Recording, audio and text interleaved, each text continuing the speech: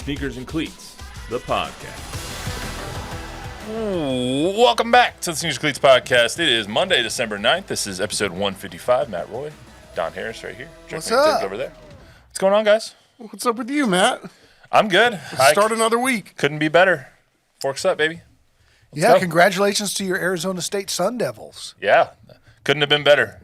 Watching the game through one eye open in the first half, and then the second half, I actually left the house. I'm one of those superstitious people who, like, if we're winning and everything's going well, nobody move. And so I had to go to a baby shower on that day. So at 1 o'clock, the baby shower started. So we left, and I was like, God, if we lose, I have to leave the baby shower and go home. Like, I have to lay back on the couch if we start losing. And so I got to the baby shower. Luckily, they had the game on at Alamo Cafe where the baby shower was being held. And three turnovers later and 3 touchdowns later, I was like, all right, well, I'm watching every game here from now on, apparently. So turned out pretty good. But, yeah, my weekend was solid, guys. How about you guys? With that incident, as Chuck likes to say? Yes, free of incident, lots of rest, a lot of fun. Yeah, I Yes. went to Austin for a music show, had a really good time, had a really good meal. You ever eaten at the Roaring Fork? I haven't spent a lot of time in Austin. Very, very nice. What makes the fork roaring? I don't know. There's a fork, but since it's roaring, it is the Roaring Fork. Very, very good. The Roaring Fork in Cibolo? In Austin, downtown Austin. Yeah, Huh, it's interesting. a good time. The Paramount Theater is a lot like our Majestic, maybe a little smaller, but very old, like 100 years old and really nice. Good music background. Well, got a lot to talk about. We didn't have a podcast on Thursday because we had some, Mark Broussard. scheduling issues, but back today. Happy to be back here sitting next to you guys. Before we get started, I want to remind everyone, subscribe to the YouTube channel, News 4 Fox SA. If you're so inclined, download, rate, review. The podcast last Monday did extremely well, so thank you to everyone who tuned in and downloaded, rated, and reviewed. We got Spurs back in the win column last night, beating the Pelicans 121-116. Pelicans maybe the most injured or second most injured team in the league right now because of how many people are down for them. I think the Magic also might be on that short list of superstars. Magic still wins, though. I know Magic are winning, but I don't know how they're doing it with 2 guys with torn obliques out for the year and 2 of their best players. So we can talk about that. We're also going to talk about Chris Paul reaching a huge milestone, becoming the second leading assist man in the history of the NBA, passing up Jason Kidd with 12,099 now, I believe, is what he has. Wow. Really cool moment last night when that happened. Plus, the Cowboys, once again in prime time, and this time still with a chance to make the playoffs, I guess.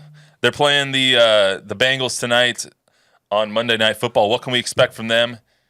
Will a 6-7 record, if they win tonight, cause you to start having a little bit more belief in this team, even though they start to be seem to be hitting their stride a little bit?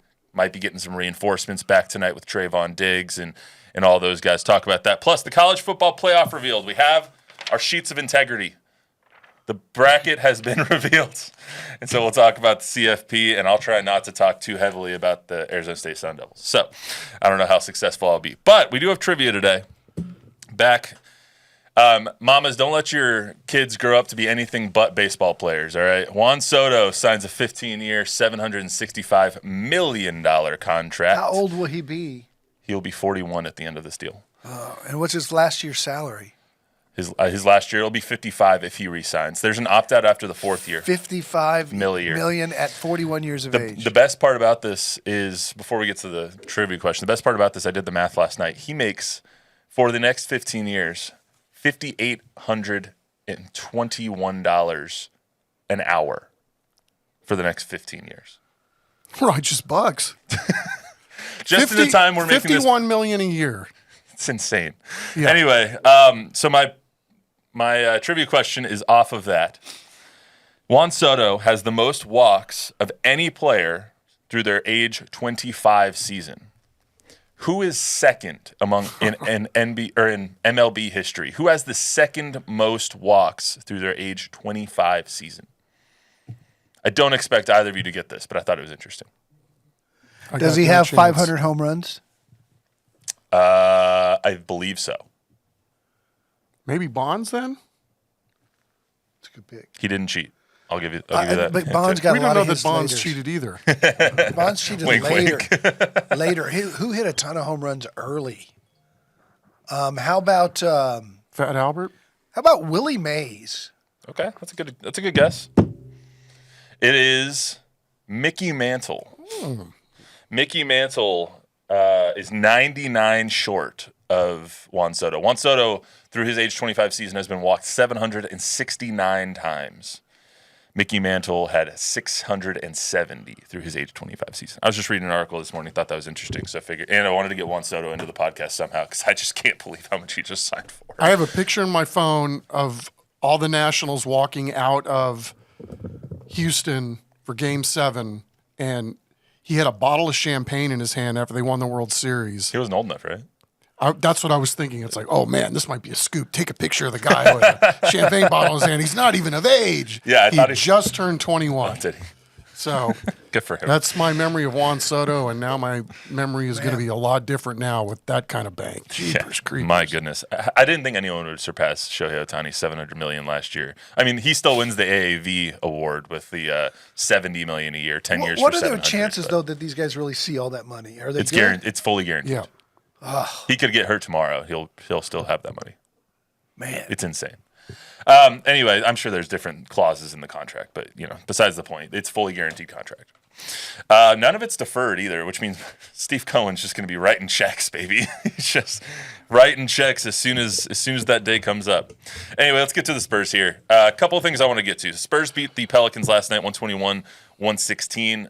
Wasn't their best showing, especially when you're playing a team that's as injured as the Pelicans are. Scary moment earlier in the game. Wemby just coming back from a back injury, tweaked it again early in the game last night.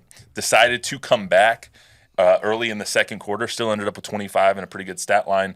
But he said after the game he wasn't very worried, but this injury is annoying and it's painful. How concerned are you guys? Because this is now the second or third different tweak that he's had this year. How concerned are you guys with Wemby and his injury history for this season? I'm not. I mean, he's got a unique physique, and guys go through things. As long as it's not structural and it's just muscular, I take them at their word that it's nothing serious. You just have to monitor it and make sure this guy really takes care of his body, and he's got like 4 guys in charge of stretching him, and so I don't think it's an issue. I'm not concerned of him missing, months or anything like that. It was a weird game last night, right? Because there were a lot of guys going to the locker room. Yeah, I have last that night. in here. Castle got dinged. Keldon. And he came back. Collins. Keldon came back. Keldon did not come back. He had a calf injury. So, yeah, that was, talk about it being just a regular Sunday night game against a team with 5 wins. All of a sudden, that was going to be one of those games that you looked at, first with Wemby and then with Castle and then with Keldon. It's like, geez, this is turning out to be quite the brutal game, or potentially. So luckily, 2 of the 3 guys came back, but we're still waiting to hear what's up with Keldon. Yeah, luckily not huge injuries. I mean, we've already had the Jeremy injury, broken thumb. He's back now, luckily. Devin with his foot, they're still kind of injury managing him thus far into the season. But it's these soft tissue ones that can remain nagging throughout the season, which I'm a little concerned about with Victor. Like, is he going to be? Mitch talked about it a little bit last night about getting your rhythm, and having 2 days off kind of disrupts the rhythm, and he said he hates that. Well, now they're going to have a week off with the tournament going on, right? Which I think is good for Wemby in this situation. But also it disrupts the rhythm of the season. You're taking a week off in the middle of the season. It's not like the All-Star break where you maybe have still some activities to go do. You're really taking a week off in the middle of the season. Obviously, you're going to practice throughout that, but is that going to disrupt the rhythm even more? These soft tissue injuries are always those ones that are kind of nagging, that calf injury, that lower back, that maybe that hammy, things like that. And so I always get concerned about the longevity of these players when you have something nagging at you like that. Good question. Good question to wonder about here. So they played Sunday. They don't play again until Friday. Mm-hmm. During the All-Star break, in the collective bargaining agreement, these guys are off. They go to Cancun, whatever. This is an odd scheduling deal where the other teams are playing games. I would think that the Spurs would be allowed to practice. Yeah. And even practice hard this week if they wanted to. And I think that's really good for this team because you don't get very many practice days in the NBA. Wemby can get his rest. They can go hard a couple of times. I think this is a great little break for them. Yeah, I think so too. I mean, just on the surface, they were rolling. They were playing pretty well. I mean, you watched them night after night during that 6-game stretch where they won 5 of them. And it looked like, okay, this is starting to look like basketball. This is looking like they might have a good little team here. Now, it's been a little bit of a rough stretch over the last 3 or 4 with the integration of trying to get Vassell and Jeremy Sohan back into the flow of things. And, I think, to Don's point, this can be very beneficial because this team was playing pretty darn good basketball. And now they got reinforcements back, but now they're back to playing choppy and, Giving up lapses at 140. times. And Yeah, that was They quit playing defense was for 2 or embarrassing. 3 games in a Yeah. row. There were some lapses in the fourth quarter, too, last night that were just like, you got to be kidding me. I mean, it was really, really hard to watch at times. Well, that goes to one of the other things I wanted to talk about here. Mitch Johnson has been very critical openly about this team's effort at all times. And Pop has challenged players in the media at times before. You see great coaches challenge players through the media all the time. Mitch has done that, it seems like a little bit more than I expected him to. Does that surprise you guys that I know he's challenged Wemby in the media openly. He's challenged different players openly on their effort and how hard they're going every night. He said it was better against the Kings even though they gave up 140. Does that surprise you guys at all? No. I think he's not to take anything away from Mitch. I think he's doing a fantastic job. But I think he's parroting what he's being told on the phone when he talks to Pop. Pop's not going to allow Mitch to allow those guys to get off the hook, right? So, I mean, this is a big picture, all-inclusive deal that starts with Pop. And I think Mitch is carrying out that mission too. And I know Mitch is his own guy and he has his own opinions, but I think he'd be in a deadlock agreement with Pop of those kind of things cannot be tolerated. Pop would probably be a little stronger in his comments, calling them soft and calling them out after a couple of those games. But Mitch, to Mitch's credit, he's calling it like he sees it. Yeah, I think that's my take too, is that Mitch seems to be his own man. And to me, it doesn't appear that he's just keeping the seat warm until Pop gets back at some point, if that's what ends up happening. I mean, to me, he's acting as though he's the head coach. He is at the top of the pyramid of this whole operation right now, especially when it comes to what's going on the floor. And I get the sense that anything that he's saying publicly isn't anything that he hasn't already addressed with the team, right? So, if this is what it takes to motivate your players, to publicly shame them a little bit about effort, because to me, if you're watching some of these games, I think those are some of the questions that I have too. It's like, how come these guys aren't going full tilt all the time? And Mitch has said it before. We're not going to play you that much where you can't be given maximum effort every single moment on the floor. This team is deep enough, and we're going to rotate guys in and out that we can give you a breather if you need one. But when you're on the floor, we expect you to go 100% all the time. To that end, you said he's kind of mouthing what Pop gives him over the phone. How much anonymity do you think that he really has as the interim head coach right now, filling in for one of the greatest coaches of all time? Autonomy, you mean? Autonomy, excuse me. Sorry. Oh, Wrong word. I think Pop trusts him to do what he feels is right. I do think, though, that Brett Brown and Pop and Mitch and Matt all are in agreement, and this has always been the case since 1997, right? Pop is notorious for leaning on a young Mike Budenholzer who was in his first year and saying, let's do what this kid says. That's a good idea. And anybody who's ever coached for Pop, all of them, from Mike Brown to Steve Kerr, Steve played for him, but any of these guys, Bud, all these other guys that have coached for him, the guy that was coaching Washington the other day is a former Spurs intern/assistant. All those guys were always amazed that they did it that way here. They did it a little differently in that every opinion's a good one. Let's hear it.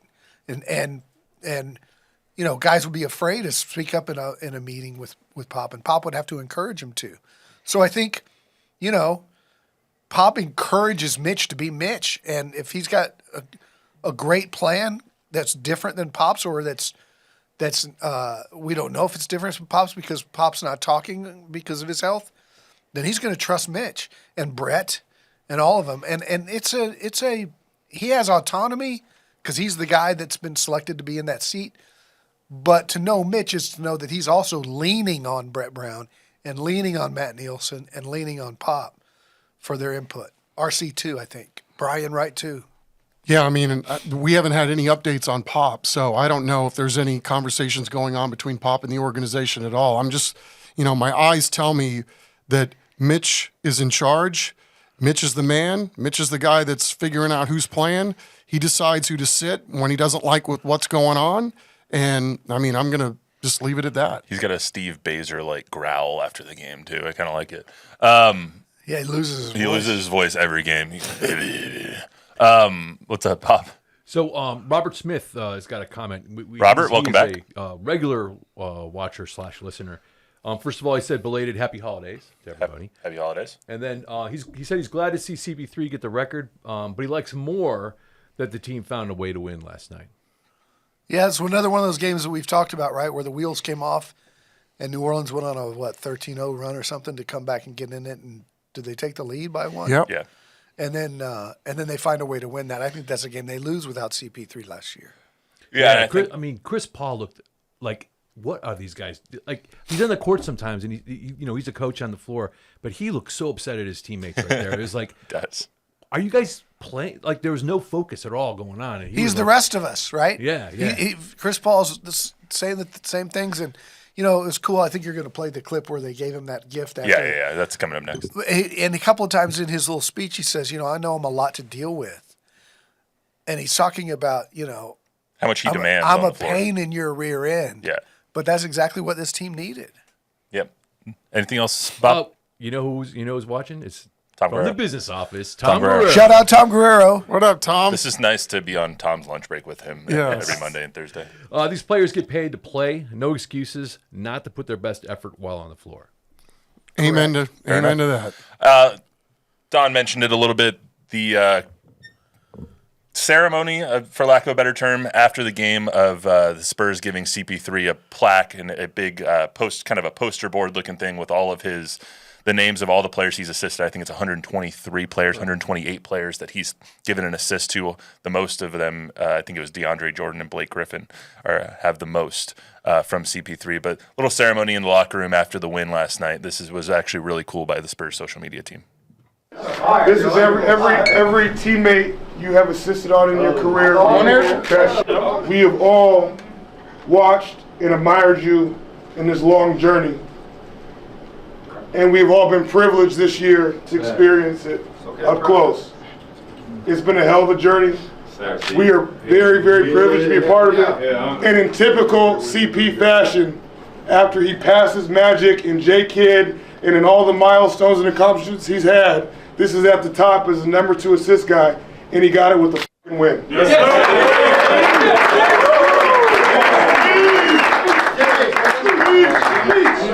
Man, I can't say nothing but thank you, man. Seriously, man. I know I'm hard to deal with a lot of times, and I swear, man, I'm so grateful.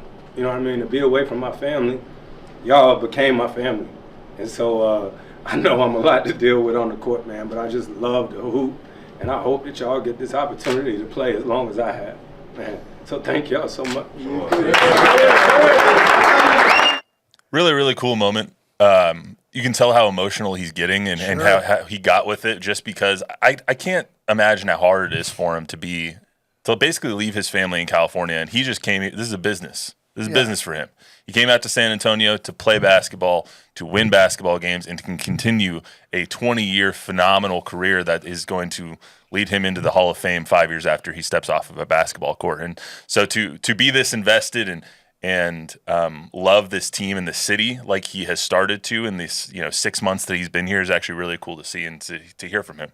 Yeah, and it's just, that has R.C. Buford written all over it too, right? That framed thing with every person that he's assisting on and all those pictures. That's just first class from the Spurs. That's just that's what they're known for around the league with players and stuff. And we've seen him. They did that with Randy Beamer when he retired from here. They gave him a jersey with his name on it, and RC gave a video message. They're just first class all the way. Yeah, and then again, the other layer to this is, I mean, the timing of him being here, right, with Pop's health and not being on the sideline. I mean, to have this guy here and everything that he's about as a player, and then, coach on the floor, and go right down the line. I mean, the timing of him being in San Antonio at the tail end of his career, I mean, you think about where best would Chris Paul's services, whatever they are at this point in his career, where would they play best in the NBA? Probably in a lot of different places, but I can't think of a better place with this young of a roster that you would have a guy with that many skins on the wall and, to be able to guide this team through the storm here. Yeah. And I don't think that I would have said this 6 months ago, but if you were to ask me right now, would you re-up him for one more year after this year for the same money he's making this year? I'd say do it. I think so too. He's I was that just about valuable. to ask that. He's that valuable. Especially when you have such a young team around him and you're not spending a lot of money elsewhere right now. You have kind of the flexibility in your cap and in your draft picks and whatnot to make some of those veteran moves, even if it's not $11 million, if it's $8 million, if it's $14 He's going to million. cost you a lot more next year than he got. I don't know. I don't know if he year. will. I don't know if he will.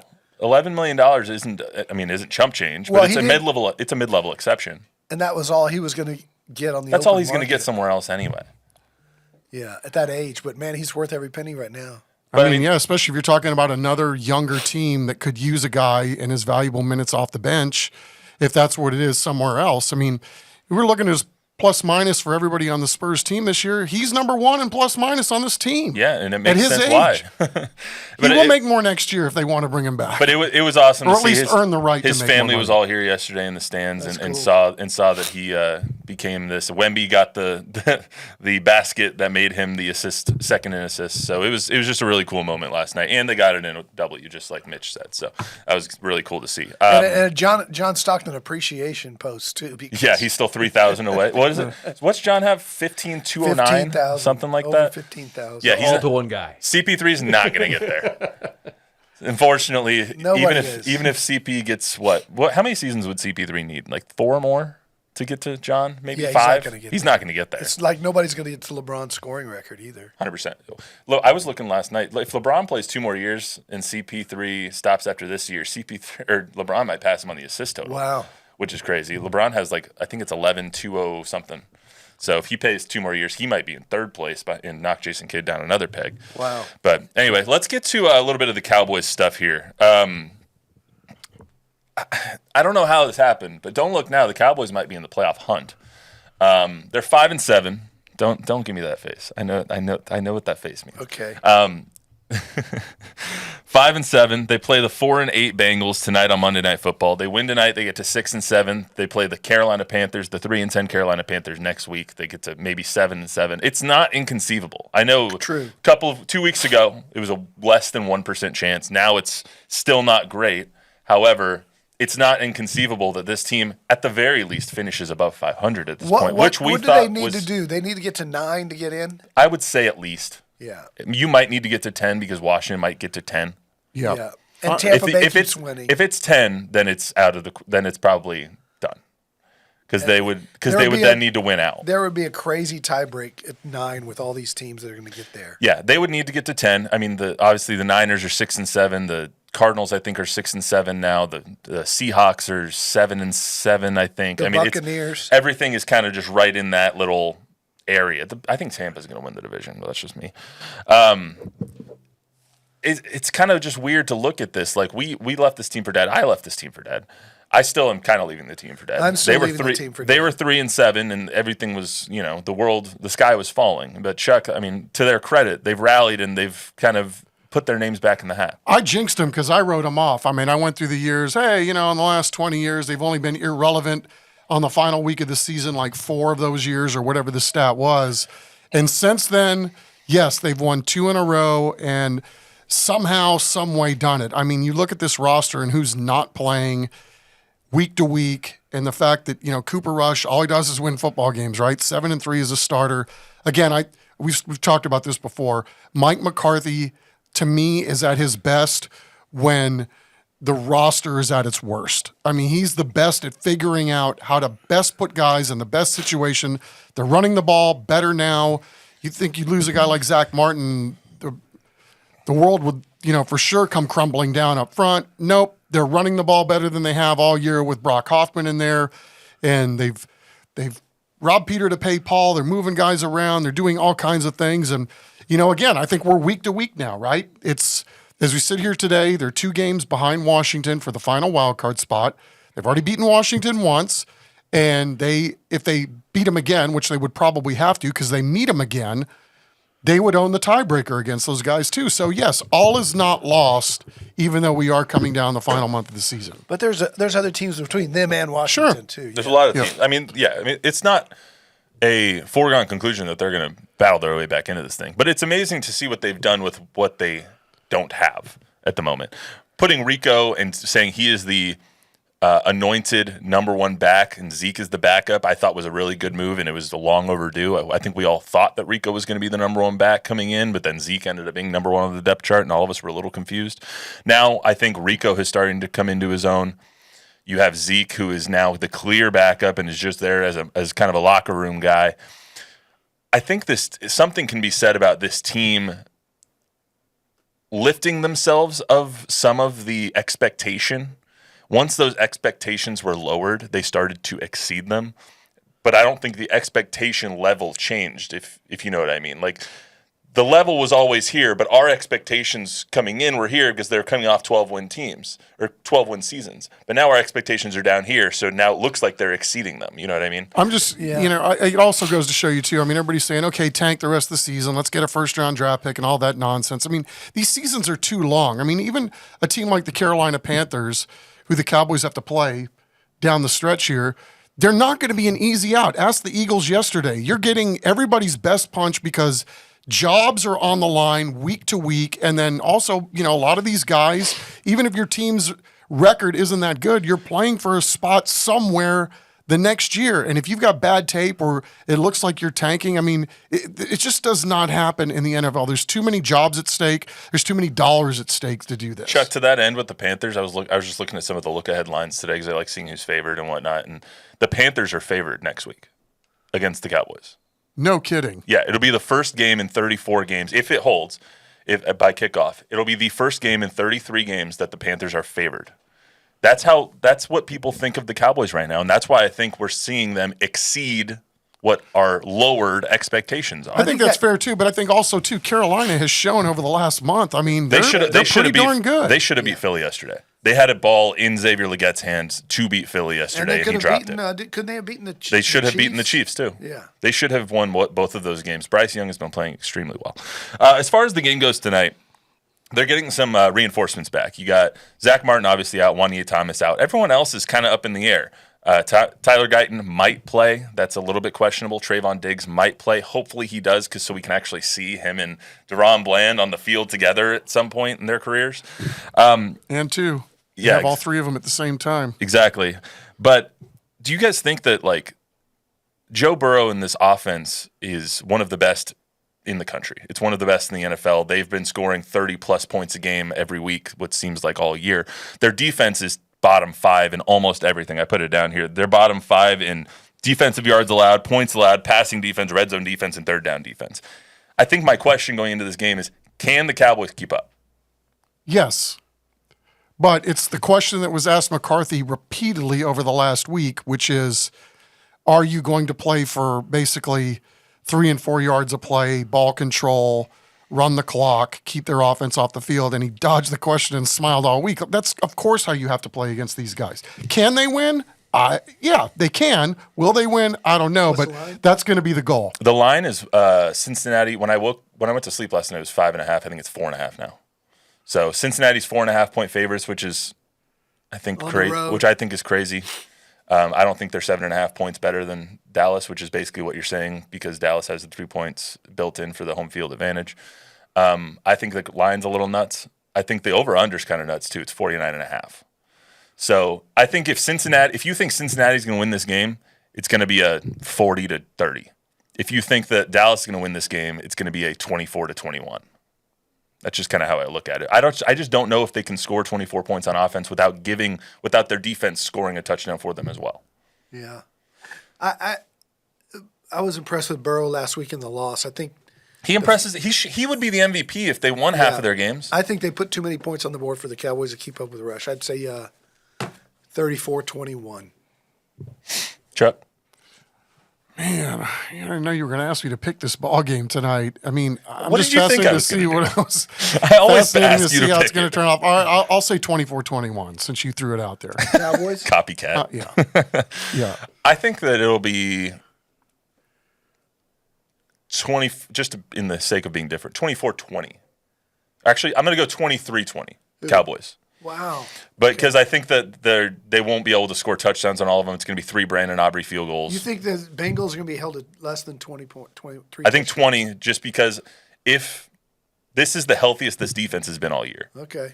And so if Trayvon plays, I can see a defensive touchdown coming into play with a fumble from Chase Brown. Hopefully not, because I need 16 points from Chase Brown in fantasy. But anyway, so does Javier. I need 16 or 17 points from Chase Brown to get into the playoffs. So that's all I'm hoping for tonight. So anyway, I'm going to go Cowboys win tonight. I really think that the Bengals are just listless, which sucks because I believe it on this show at the beginning of the year I picked them to be the 1 seed. So let's not rehash that one. All right. Let's get to the CFP real quick before we get out of here. First ever 12-team college football playoff was revealed. The Longhorns are the 5 seed playing the 12-seeded Clemson. Your byes are going to Oregon, Georgia, Boise State, and my Arizona State Sun Devils. What did you guys think of the kind of how everything put together? Did the right teams get in? Because I know there was a lot of talk about Bama, a lot of talk about Ole Miss and Miami maybe getting in over SMU, who is not a conference champion, but only has 2 losses all year. Did you guys think the right teams got in? I do. I mean, I think Alabama could have gotten in, but with 3 losses and with the way they lost to Oklahoma, I don't know why there's all this complaint about, well, if the schedule doesn't matter, the strength of the schedule doesn't matter, then we'll start scheduling people in They didn't lose to people they scheduled in non-conference. Yeah, exactly. They lost to SEC teams. To 2 SEC teams, one of them a bad SEC team. So I don't think they have an argument here. I think SMU could have easily been left out had they not played well in the second half of that game. Right. I think so too. And I think the fact that they made it a game and made it an exciting game got them in. I think Texas got a really advantageous bracket. They're going to be 2 touchdown favorites against Clemson, and I would think they would be 10-point favorite. They're 10.5-point favorites against Clemson right now. 10.5? 10.5 is what the line opened at. And then Arizona State, they're going to be favored. They'll be 3 touchdown favorites in that game. Yeah, if they win against Clemson. And so they've got where they go, home game, Peach Bowl, and then Cotton Bowl. I don't know how easy that Clemson game is going to be, because Clemson's one of those teams where you get either the best of times or the worst of times. Like Cade Klubnik and is either really good or really bad. Yeah. And so I don't know how that game's going to shape out. It's either going to be a Texas win by 3 touchdowns, or Clemson is going to keep it close and it's going to be like a field goal contest. Penn State's got a pretty easy road too. That's what people were saying, that Texas and Ohio State kind of got screwed because, I mean, Texas has to go through the best team in the area and go through Arizona State in the second round. So best team in the country, obviously. Penn State, on the other hand, has to go through SMU, who got a little lucky to be in, and Boise State, who is a group of 5 school. So I think the way everything's shaped out, people are blowing it out of proportion. The seeding is what everyone has an issue with now, just because they can't really find any issues with the teams that came in. So now they're trying to pick apart the seeding. If you win your conference, you should get a bye. I think you can't give 5 byes. If you win your conference, you should get a bye. SEC conference got a bye. Big 10 got a bye. Big 12 got a bye. ACC didn't, because their conference kind of sucked all year. They had 4 good teams in the ACC. Yeah. Miami would have gotten a bye if they didn't lose to Syracuse. Miami, or who's the other good team in that conference that I'm forgetting now? I don't know what it is, but Clemson barely got in because they won the conference. Yes, they have 3 losses. Yes, Alabama is probably better than Clemson. Yes, Alabama is probably better than SMU. But don't get blown out by and embarrassed They're better by than Oklahoma. Boise too. They're better than Arizona State too. Hey, Alabama's better than Arizona State. we don't know that. We'll never know, right? We don't know that, Don. All right. Cam Scatterbo is the second best running back in the country, and it's not even close. They're probably better than Indiana. I'll say if on Thursday, put my Arizona State hat on for a second. If we'll find out tonight, but if come Thursday, Cam Scatterbo is not in New York at the Heisman ceremony, I'm protesting college football forever. Have you ever noticed that? Write this down. He's protesting forever. Forever. Do you at least for a week? Do you notice that Cam Scatterbo and Jack Black are never in the same room at the same time?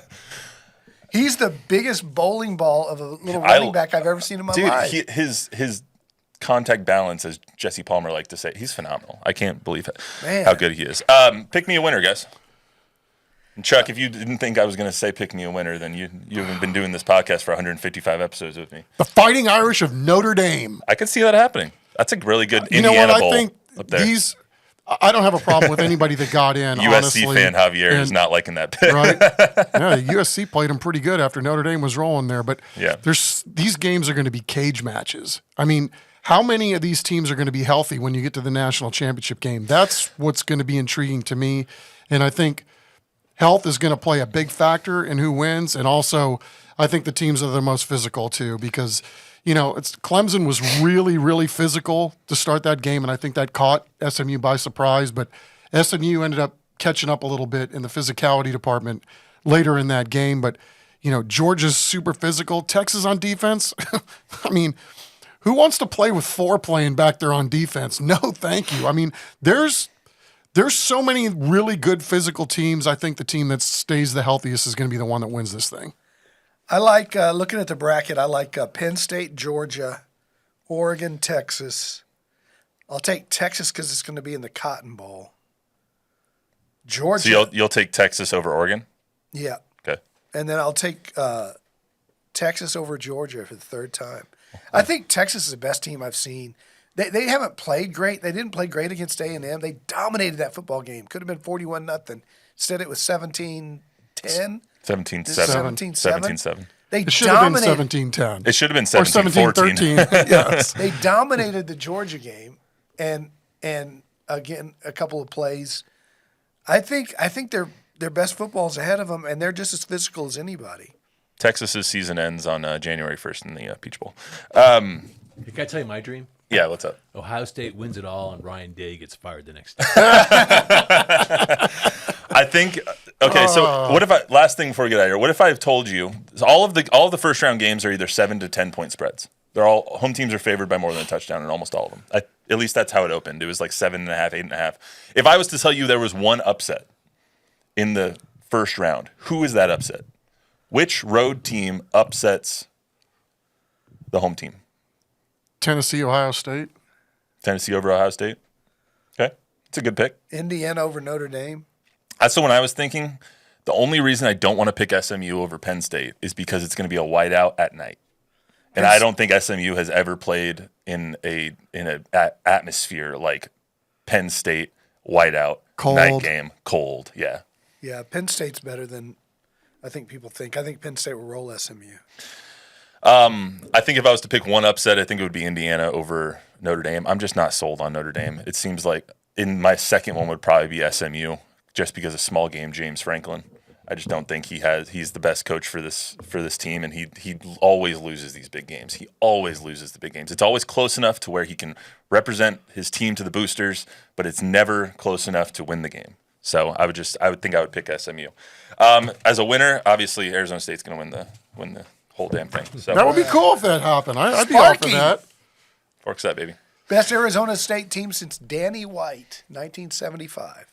Best Arizona State team since 1996 for sure. That's the last time they won it. Jake the Snake? It was Jake the Snake.